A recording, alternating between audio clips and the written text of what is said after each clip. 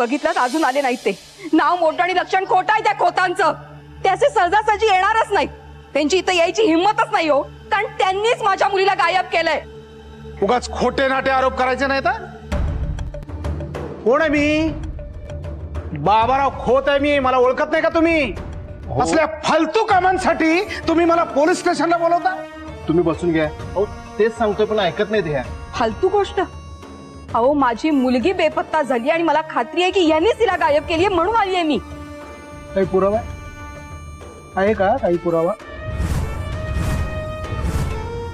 तुमची मुलगी किडनॅप झाली, तिला मीच गायब केली असा काही पुरावा आहे तुमच्याकडे? तुम्ही माझ्या मुलीचा रागराग करत होता. आरडा ओरडा करून काही फायदा होणार नाही. तुम्ही तिचा 4 चौकात अपमान केला तुमच्या सांगण्यावरून. तुम्ही वेदला भडकवलं म्हणून त्यानं तिला घराबाहेर काढलं. रात्री आमच्या घरी तुम्ही दरोडेखोर पाठवले. काय पोरखेळ आहे का? पोलीस स्टेशन आहे का काय तुमचं? त्या बाईचं मानसिक संतुलन बिघडलंय. तिच्याकडे पुरावे काहीच नाहीत, पण माझ्यासारख्या प्रतिष्ठित माणसावरती 100 आरोप करायचे. मी खरं सांगतेय साहेब. आरडा ओरडा करून काही फायदा होत नसतो. हे पोलीस स्टेशन आहे, इथे पुराव्याला महत्व आहे. आणि समजा मी असं केलं असेल, तुमच्याकडे काही पुरावा असेल त्यांना सांगा, द्या म्हणावं पुरावा. खोत साहेब तुम्ही शांत राहा. कसा शांत हो? सांगा ना, कसा शांत हो? इथे पोलीस स्टेशनला बोलून माझी बेइज्जत करते ही बाई. हिची मुलगी गायब झाली हे रात्री घरी आल्यावर मला कळलं. मी अत्यंत महत्वाच्या कामासाठी बाहेर गावी गेलो होतो. हिची मुलगी गायब झाली या घटनेशी माझा काडीचाही संबंध नाही. खोट, सगळं खोट, सगळं रचून सांगताय ते. मग तुम्ही कुठं गेला होता ते सांगा. कोण आहेस तू? आणि तुला का सांगू मी कुठे गेलो होतो? दादा जरा शांतपणे. का? माझी इज्जत म्हणजे काय भाजीपाला आहे का रे शंकर? कोणी रस्त्यावरच्या आयऱ्या गायऱ्याने यावं आणि माझ्यावर चिखलफेक करावी? आणि मुळात तिच्या कुठल्याही प्रश्नांना उत्तर देण्यासाठी मी बांधील नाहीये साहेब. आणि तुला शेवटचं सांगतो, शेवटचं, तुझी पोरगी गायब झाली ना, त्याच्यात माझा काडीचाही संबंध नाही, लक्षात ठेव. हे बघा, तुम्ही आपापसात भांडू नका. आता खोत साहेब तुम्ही आलाच नाहीत तर माझ्या पद्धतीने करू दे ना. तुम्ही बसा शांत. मला काय सांगताय? हिला समज द्या ना. ठीक आहे, बसा. शांत बसा. शांत राहा. बोला. मला सांगा वहिनी, तुमची मुलगी कधी गायब झाली? परवा रात्री. आणि त्याच रात्री साहेब बाबाराव. बोलू नका, शांत राहा. खोत साहेब. अहो तुम्ही साहेब साहेब काय करताय त्यांना? कारण बाबाराव सभ्य आणि श्रीमंत उद्योगपती आहेत. खोत साहेब, मला एक सांगा, यांची मुलगी गायब झाली त्यावेळी तुम्ही कुठे होता? बाहेरगावी गेलो होतो. कामशेतला गेलो होतो मी. त्याला काय पुरावा?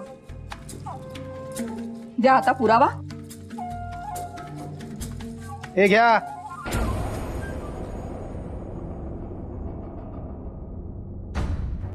पुरावा हवाय ना तुम्हाला? कामशेतला हायवे जवळ एक पेट्रोल पंप आहे. तिथे मी पेट्रोल भरलं होतं, त्याची रिसीट आहे. तिथनं निघताना मला हरिभाऊ जगतापांचा फोन आला. कामशेतचे सरपंच आहेत ते.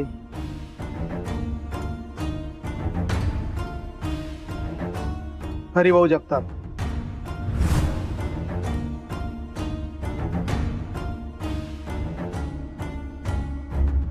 तुम्ही त्यांना कॉल करू शकता आणि खात्री करून घेऊ शकता.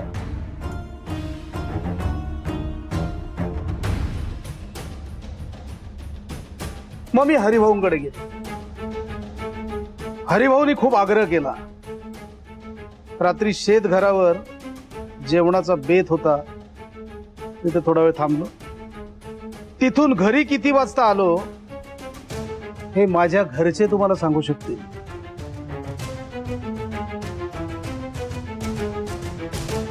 तुम्ही घरी जा, घरच्यांना विचारा, जबाब नोंदवा. आम्ही नेहमी पोलिसांना सहकार्यच करतो. हा, हे मात्र खरं आहे साहेबांचं. साहेब जे बोलतात ना ते करून दाखवतात. देणं घेणं एकदम साफ असतंय साहेबांचं. खरं सांगू कसं आहे, यांची मुलगी गायब झाली ही माझ्यासाठी दुःखाचीच बातमी आहे. कसंही झालं ना तरी माझी सून होती ती.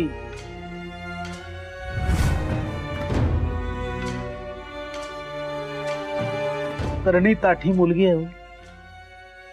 सध्याचे दिवस तुम्हाला माहित आहे,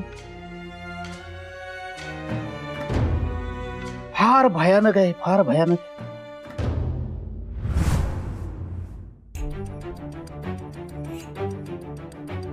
काकू, तुमची खात्री झाली आता? काय खात्री व्हायची? हे जे सगळं बोलतायत ना हे सगळं खोटं आहे, सगळं रचलेलं आहे. आमच्या डोळ्यात धुळफेक करतायत ते.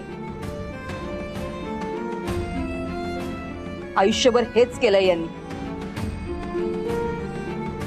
काकू, तुम्ही का मागच्या गोष्टी उकरून काढताय? कारण या सगळ्या गोष्टींच्या मागे यांचं कारस्थान आहे. षडयंत्र. बर, तुमची मुलं जेव्हा कारस्थान रचत होती ना तेव्हा तुम्ही का गप्प होता? तुमच्या मनात ना मुळातच खोतांविषयी आढी आहे. तुम्हाला ऐकूनच घ्यायचं नसेल तर त्याला कोण काय करणार आहे? काकू माफ करा, मी असं बोलतोय काय, मला असं बोलण्याची सवय नाहीये, ते माझ्या तत्वात बसत नाही. पण माझ्या बाबाने तुम्हाला सगळे पुरावे धडधडीत दिलेले असताना सुद्धा तुम्ही कसं काय त्यांना दोष देताय?